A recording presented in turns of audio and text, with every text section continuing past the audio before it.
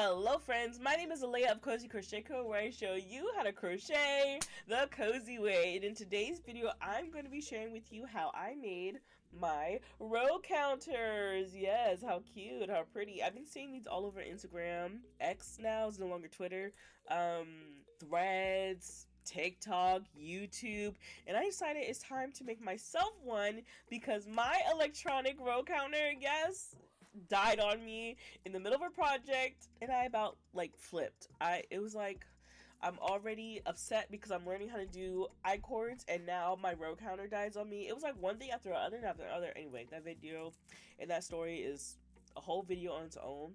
But that is what inspired me to go ahead and make my own row counter. The reason why I made my own one and not buy one is because I already had all the tools to make it. All I needed was the beads with the numbers on it. And now I think I'm going to make some more for my other crochet and knitting friends, because this is literally...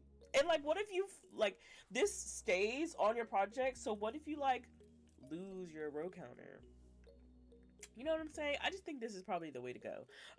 So I have actually linked everything that I used in this video and the description. So if you want to make one for yourself, make some for your friends, make some as gifts, you absolutely can.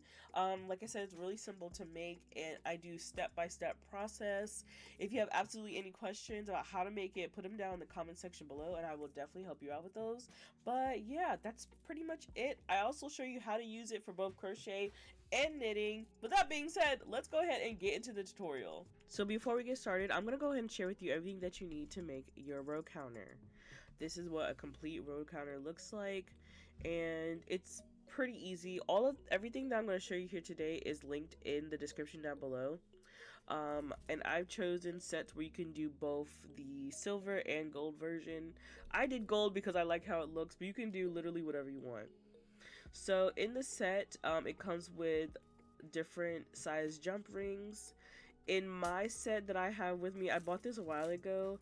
These fit about a 5mm knitting needle, but the ones I'm going to link down below fits up to a 10mm knitting needle. The ones that I'm going to use is the larger jump rings and the super tiny jump rings in between.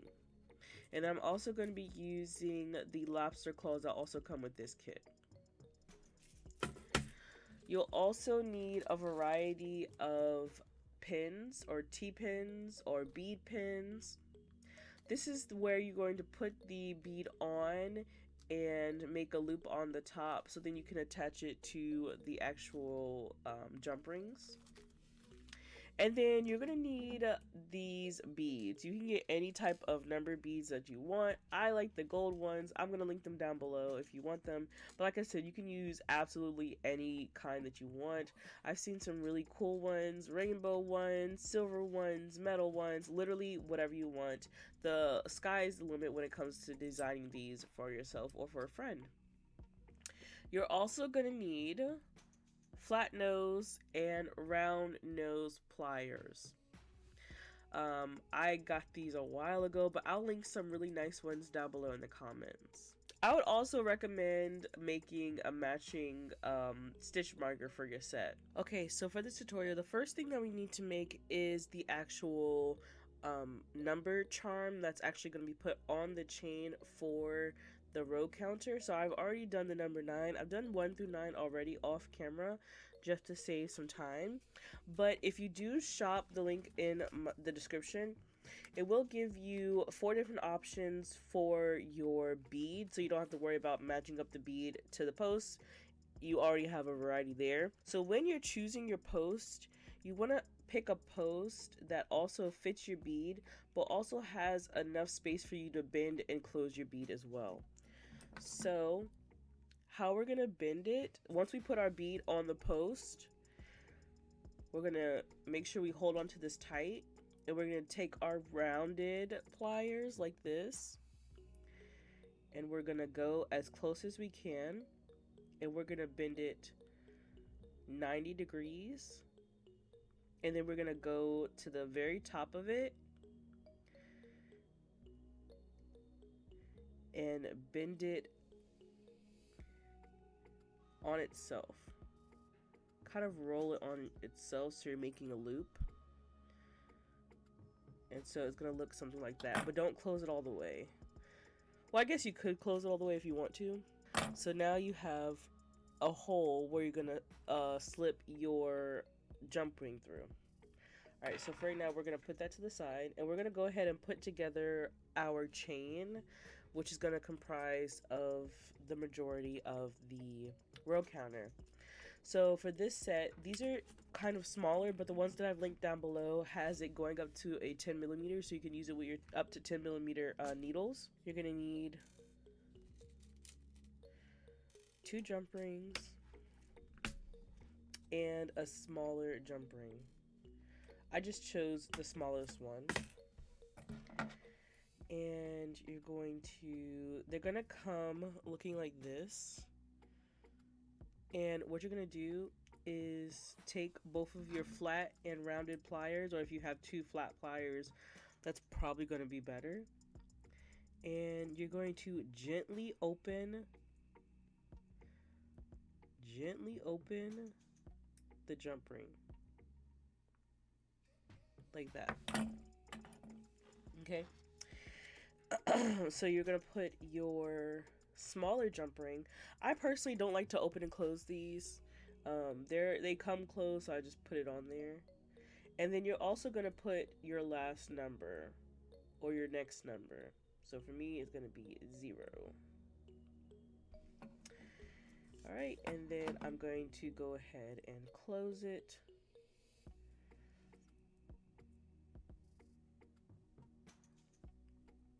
And you're just going to take your jump rings and your pliers and gently, so you're just going to take your pliers and you're gently going to move those 2 halves together to close your jump ring.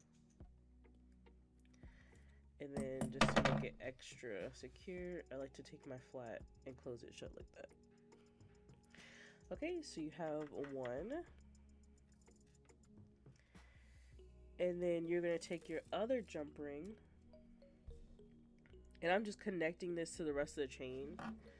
You're going to take your other jump ring and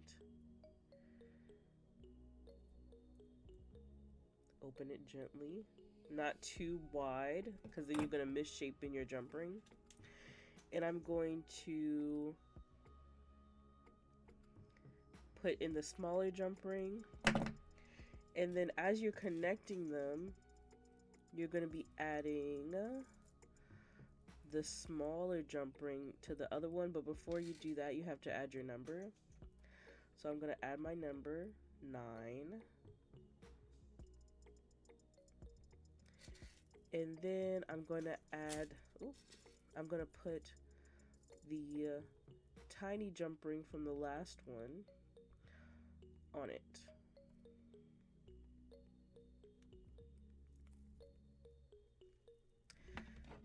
Okay. Oh.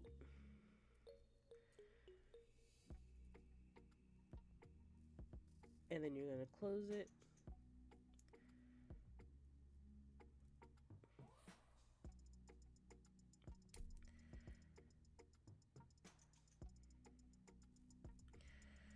And then just secure them.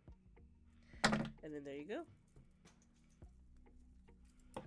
You now have your row counter. And so there you have it. That is your row counter. This one's fairly small, but if you use bigger jump rings, it'll be longer. And so I've also added a clip from the same set to the end of it. And so I'm going to show you really quick how you can use this in both crochet and knitting. Alright, so I just have a crochet blanket that I've been working on. So if you want to use this as like a row counter for crochet, what I do is I take the little lobster clasp and I clip it to a stitch. You can clip it in the middle. I just clip it to the top of the stitch like this. And then say that I'm on row 3. I take another little stitch marker and then you can clip it to the stitch or the row, the little row counter that says 3. So if I come back to this, I know that I'm on row 3. And you may be asking, what if I'm on rows bigger than 1 through 9? So say you're on row 10, you would take 10 or the 0, clip it to this one, and clip it to 1. And then close it. And so when I come back, I know that I'm on row 10. Or if you wanted to, say you're on row like 49. You just clip it to the 2 numbers. If that makes sense. So there you go, 49. So that's how I like to use this. But normally I pretty much know, like, especially if it's like a 3-row repeat, I kind of know. So I'm going to show you what it looks like if you use it for your knitting projects. Alright, so now I'm going to show you what this row counter looks like while you're knitting. So as you can see, I just put it just literally anywhere in the row to show you guys, but this works beautifully if you're working in the round. I'm currently working on a Sophie scarf, so this is also the ideal time to use one of these. But you would just look at the number that's connected to the jump ring that is attached to your needle. So I'm on row 5. And so I'm gonna just really quickly take these off. And so I'm going to knit until I get to my row counter. Alright, and so because we are on moving up to row 6, I'm going to take the 5 off. And oh, that's 4. I'm gonna go up 1 to 6. I like to just keep it in the back. You can push it to the front if you want to. And then you just continue kneading, and now you're on row 6. And then when you do your return pass, you would count again, or the next row you would count again. And then, like I said, if you want to, you can move this to the front. I'm just going to keep it to the back for now. And then you're just going to continue knitting. Right? And so, because we just finished row 6, we're going to take this off and move it up 1 on our next needle. Move it to your next needle.